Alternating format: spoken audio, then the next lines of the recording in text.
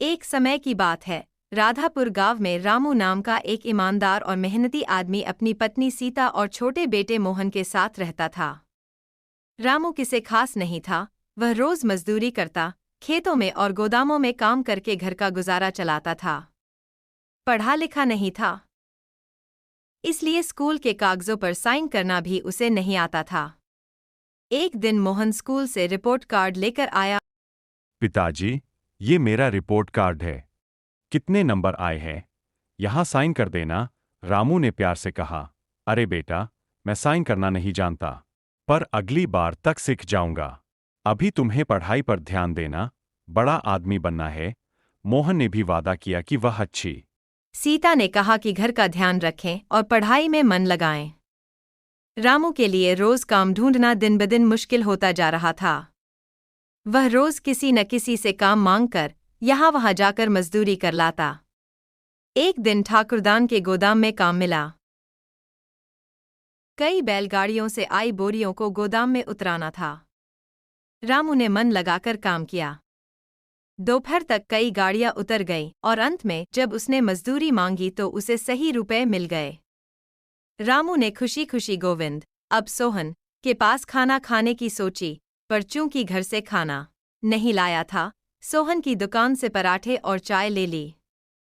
सोहन ने कहा, खाना का पैसे शाम को दे देना। रामू ने कहा, ठीक है। रामू ने थोड़े पैसे बचाकर घर के लिए चावल और सब्जी भी ले ली। घर पहुंचा तो सीता बोली, रामू, मोहन कहाँ है? रामू ने कहा कि मोहन कहीं दोस्त के घर पढ़ने गया है। मोहन पढ़ाई को लेकर बहुत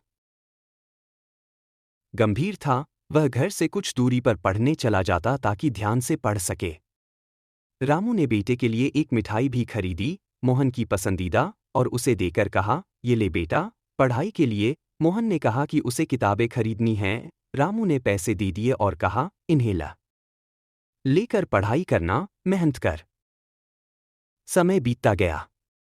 मोहन पढ़ाई में तेज निकला। मास्टर जी ने रामू को बुलाकर कहा कि मोहन बहुत होनहार है, उसे शहर भेजकर अच्छी पढ़ाई कराओ, वहां की शिक्षा बेहतर है। रामू का दिल खुश हो गया पर सोचने लगा कि इतनी फीस कैसे देंगे, हॉस्टल का खर्चा कैसे चलाएंगे। रामू ने जो पैसे बचे थे वे सब मोहन की पढ़ाई पर दे दिए। वह दिन रात मेहनत करता, जब काम मिलता तो बहुत होता और कई बार पूरा दिन बिना काम के भी चला जाता।